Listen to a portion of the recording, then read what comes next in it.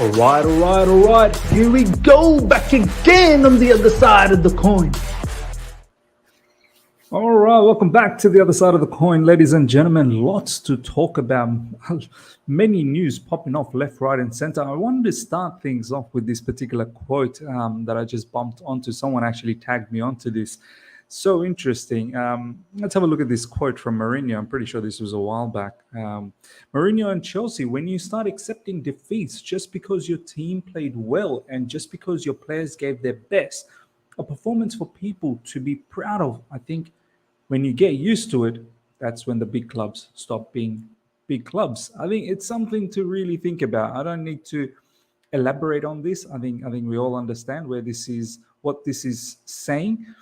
Once again, this isn't about Potter in, Potter out. It's just we need to get out of this particular mentality. Us as a fan base initially, and then only the club can change as well.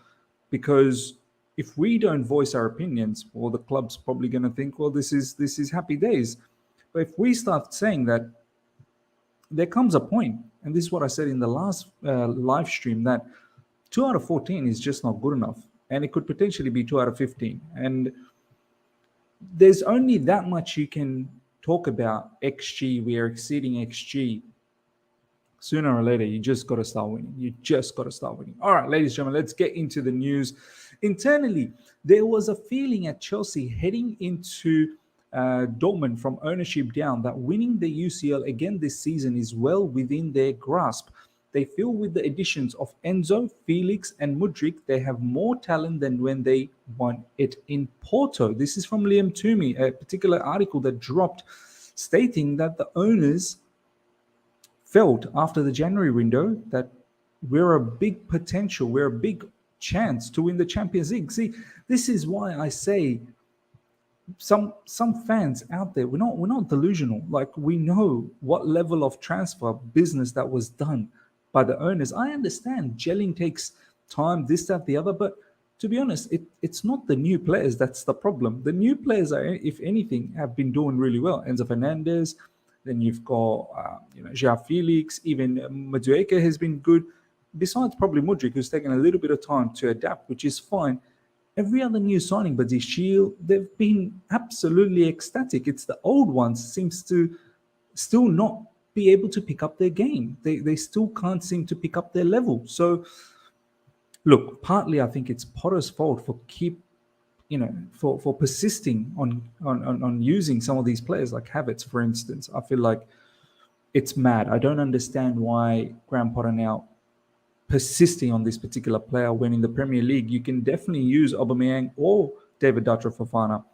I can understand in the Champions League we kind of shot ourselves. I think Graham Potter shot himself with the decision of not at least having Aubameyang there. He could have potentially had no Pulisic there or no Ziyech there. Ziyech literally was looking to move to PSG. The fact that he's been able to be in the Champions League team probably doesn't make sense when this player was looking to leave. It would have made far more sense to have someone like Aubameyang. But coming back to this particular point, in regards to owners thinking that we could potentially, fight for the Champions League title, I absolutely agree with it. And this is where I need to talk to those fans that keep saying, Miz, the players are saying it takes time to gel together. The chemistry is not there. Well, tell to the owners. The owners believed that they can win this. So I'm sure if we get eliminated, and look, the tie is still in the balance. I still have faith if we can produce the kind of quality opportunities that we did in the first leg, which I feel like we should have won. I don't think Dortmund really outplayed us or tactically outdid us. But once again, it goes to the notion of playing well, but no cigar, basically. No points, well, no wins to show for it. I believe if we can produce that level of a performance, and if those opportunities fall again, I'm hoping we can put those chances away and put Dortmund to bed. But if we do get eliminated, I'm pretty certain the owners, surely there comes a point where you just sit down with the manager and go, hey, I can see the direction is right in terms of what you're trying to do, but you're still not picking up the wins. So what is it? What is it? Is there a deeper underlying issue? Are you finding it hard to motivate some of these players, or some of his selections as well? Like, I know against João Felix, it was sorry, I know against Dortmund it was João Felix, but there have been other times where other players have missed, and I'm pretty sure Graham Potter could potentially use other players. But yeah, let me know how you feel about this situation, ladies and gentlemen. Looks like the owners, they believe that they can win the Champions League. It can still happen, but are they wrong to think this way? Are they correct to think this way? Does it make sense? Let me know. Let me know in the comment section below.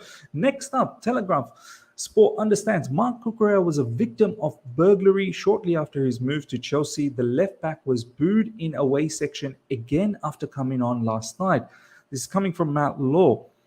And it further goes on to say Chelsea are prepared to support Cucurella and give him time. They believe he will turn his form around, according to Matt Law. Once again, look, this is the thing. This is why I get annoyed sometimes, talking about the English fan base. They're booing Marc Cucurella. Yes, granted, he's not been good. But I'm not going to sit here and just disregard Marc Cucurella altogether. I know what he did last season. And the fact that our fans, whether he's being substituted off or whether he's coming on, because this is the second incident. The first incident was against West Ham, where when he came off, he was getting booed. And now this time when he's coming on against Dortmund, he's getting booed again. Why are you booing him? Why are you booing your own player? Mason Mount, Conor Gallagher, they've been so poor for so long. Where's the boos for them? I'm not advocating that boo them. I'm just saying, why are you booing Cucurella? Booing in overall is wrong. But I'm just saying, why are you nitpicking? Why are you booing this player, but you're not booing someone else who's been poor for so long? First of all, why are you booing at all? He's our player. And this is the thing, ladies and gentlemen. This is where I struggle sometimes appreciating some of the match goers, honestly, because they've got this lens on where it's all about English players. It is all about English players. It's not right. In order to get the best out of Marc Cucurella, you need to support him. And as I said, how long has he been at Chelsea Football Club? How many matches has Marc Cucurella played so far for Chelsea? There's been such turmoil as well. He's come in, he thought it's going to be Thomas Tuchel. Thomas Tuchel then disappears. Yes, it's Graham Potter, but people need to understand the football Brighton was playing, and when Brighton faced their opposition, the opposition want to go toe-to-toe against Brighton. It's a total different mindset over there. Oppositions want to go toe-to-toe against Brighton because they completely believe that they can do something. Against Chelsea, yes, our form's not been good, and I know some of the teams probably fancies us, but against Chelsea, most opposition, they treat it like it's their cup final. They treat it like this is it. They want to perform at their best, and their concentration level is at their highest. And we generally come across teams that like to be a little bit more defensive and hit us on the counter. No one really comes at Chelsea and dominates football. This season, yeah, it might have been a few teams here and there, but predominantly, teams like to counter us because they know if they just stay solid, they can get us. So it's a different mindset from Brighton to Chelsea. So it's something that not just Graham Potter, but players like Marc Cucurella needs to get used to. I find this bizarre. Our own fans booing our player when he's coming off coming on or going off. It's absolutely mad. But once again, let me know, ladies and gentlemen, how you feel about that. Felix Mudryk has sent a message out on Instagram this afternoon. You know this player is hurting. And I like this because I feel like he will turn things around. He will definitely turn things around. I'm here to show what a Ukrainian man is, a warrior. A warrior loves challenges. A warrior is born to overcome challenges. Nothing obsesses so much. The man who put everything on the line as a victory. A warrior can, on his way, lose battles, but in the end, the warrior wins. Look, I think all this slander in regards to Mudryk in social media, I think it's unwarranted. He's just stepped in at Chelsea Football Club. We need to give him a bit more time. Hasn't had any pre-season. Literally just started playing football as soon as Chelsea bought him. We gotta stay patient. Yes, the match against Dortmund was mad. First touch looked crazy, insane, but we have to stay patient. Now, to our blockbuster story, ladies and gentlemen. Todd Boehly and Nasser Al-Khelaifi met over Neymar. Sources said Al-Khelaifi and Boehly met in a luxury hotel near Arc de Triomphe for lunch. In addition to Neymar, discussed the failed transfer of Ziyech and the Super League. I don't know why they're talking about the Super League. To be honest, the Premier League is the Super League. I would be very, very surprised if the Premier League teams move away and join this Super League, because one, the Premier League himself won't appreciate that because it will dilute the competition. And two, I don't know if the Super League is going to be able to bring in the level of money that Premier League brings. The Premier League, this is why these other leagues want to create a Super League, because they feel like they're missing out on the money. They see that the Premier League, teams like Nottingham Forest going out there and buying 20 players in in a couple of transfer windows. They don't have the money to compete. These other leagues don't have the money to compete. So that's why they want to drift away, go into Super League and bring these Premier League teams with them, because they know the Premier League teams are the ones that are bringing in the money.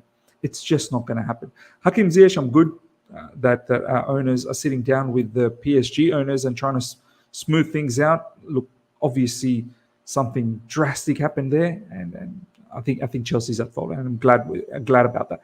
Now, in regards to Neymar, ladies and gentlemen, I'll be honest with you.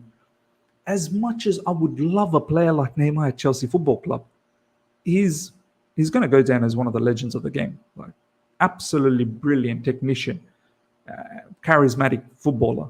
There's no doubts about that. I see no reason to get Neymar to Chelsea Football Club anymore. I feel there's a need to get a striker, a proper striker who's going to bang in goals. Someone like Victor Osimhen. Someone who just knows what to do, takes care of business in the final third, takes care of business in the box. Right now, we're struggling with goals, and we have been struggling with goals for at least a couple of seasons. In fact, maybe close to 3 seasons. We struggled the season when we won the Champions League as well. We exceeded XG, but we never showcased for it with goals. Struggled last year as well. Struggling this year. So it's 3 seasons that we've been struggling with scoring goals. I don't know if bringing in Neymar, who plays as an attacking midfielder, he's not a striker. Neymar is not a number 9. He's a number 10. He's a creative outlet who scores goals, no doubt about that, but he's not an out-and-out striker. We've got João Felix and looking to potentially make him into a permanent, transfer for us. We're getting Nkunku. That's the future. There's no need to get someone like Neymar, in my personal opinion. So this is sometimes where I'm like, I think our owners, they just want that one glamorous name that sells merchandise, that will sell out stadiums, that you can parade around with. Do you know what I mean? You can go to preseason and all the preseason matches will be sold out because they want to see this particular player. I get that, but it just doesn't make sense.